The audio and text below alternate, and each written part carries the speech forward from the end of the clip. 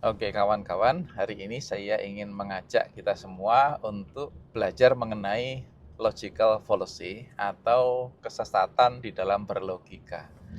Ini adalah jenis kesesatan yang sangat penting untuk kita pahami supaya kita tidak ikut tersesat ya. Memahami logical fallacy ini sangat penting dalam berbagai aspek kehidupan, terutama dalam belajar, bekerja, dan berdiskusi ya. Karena dapat membantu kita untuk berpikir lebih kritis dan menghindari logika kita termanipulasi. Nah, saya akan menjelaskan berbagai tipe logical fallacy ya. Yang pertama dan yang cukup terkenal itu adalah ad hominem.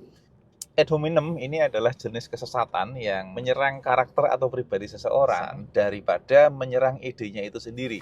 Sedangkan di dalam etika berdiskusi atau berdebat, seharusnya kita uji atau kita serang itu adalah idenya. Bisa saja ide itu datang dari seseorang yang menurut pandangan umum tidak kredibel, tetapi ternyata ide itu bagus. Maka lihatlah idenya sehingga kita bisa mendapatkan saripati manfaat dari idenya ya, dengan tanpa harus terganggu pandangan umum kepada si pembawa ide. Jadi misalnya nih, saya sedang mengemukakan sebuah diskusi tentang perkembangan kondisi ekonomi dunia hari ini ya. Kemudian ada lawan diskusi saya yang membantah.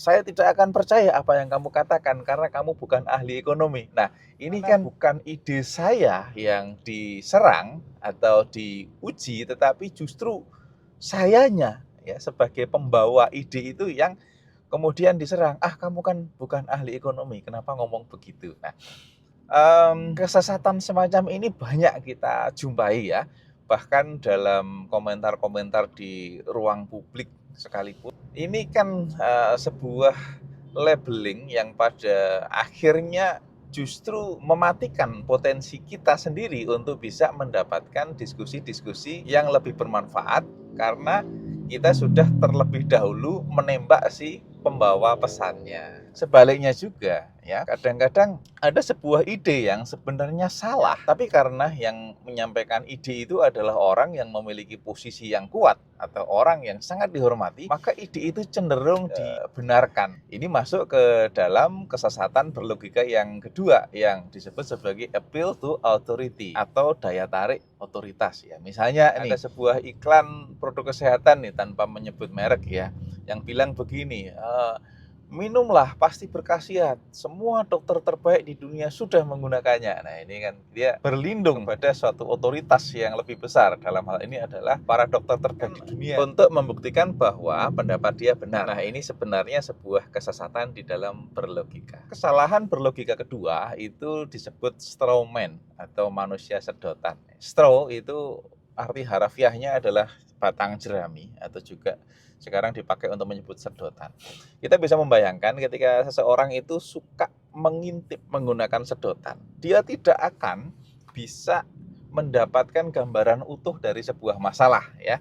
Kalau di dalam perumpamaan bahasa Indonesia itu kita sering mendengar cerita tentang orang yang mempelajari gajah tetapi dengan mata dipicingkan sehingga dia bilang, oh gajah itu seperti kipas karena lihat telinganya. Kemudian dia bilang, oh gajah itu seperti sebuah tiang karena dia lihat kakinya. Oh gajah itu seperti sebuah gunung karena dia pas lihat badannya ya. Atau bilang, oh gajah itu cuman kopat kapit karena dia lihat ekornya saja. Strawman itu seperti itu ketika seseorang hanya melihat sebagian kecil masalah. Misalnya nih, ada seorang karyawan yang pada pagi hari ketika meeting itu mengantuk, banyak menguap ya. Kemudian rekan di sebelahnya mengatakan bahwa, ah kamu ini pemalas, tidak sopan, masa meeting di hadapan tim dan atasan kamu banyak menguap. Kamu pasti seorang pemalas dan tidak memiliki respek kepada atasan. Tetapi ternyata atasannya malah tidak marah ya, karena atasannya tahu bahwa karyawan ini sepanjang malam tidak tidur karena harus menyiapkan dokumen yang sangat penting yang akan digunakan pada pagi harinya. Rekannya tadi yang menuduh bahwa dia adalah pemalas dan tidak sopan tadi terjebak ke dalam logical fallacy yang namanya straw man karena dia hanya melihat kondisi pada rentang waktu yang sangat pendek dan mengambil kesimpulan mewakili rentang yang lebih panjang. Oke, Sekarang kesesatan berlogika yang ketiga itu disebut sebagai false dilemma atau dikotomi palsu. Di dalam kesesatan false dilemma ini, seolah-olah kita itu dihadapkan hanya kepada dua pilihan.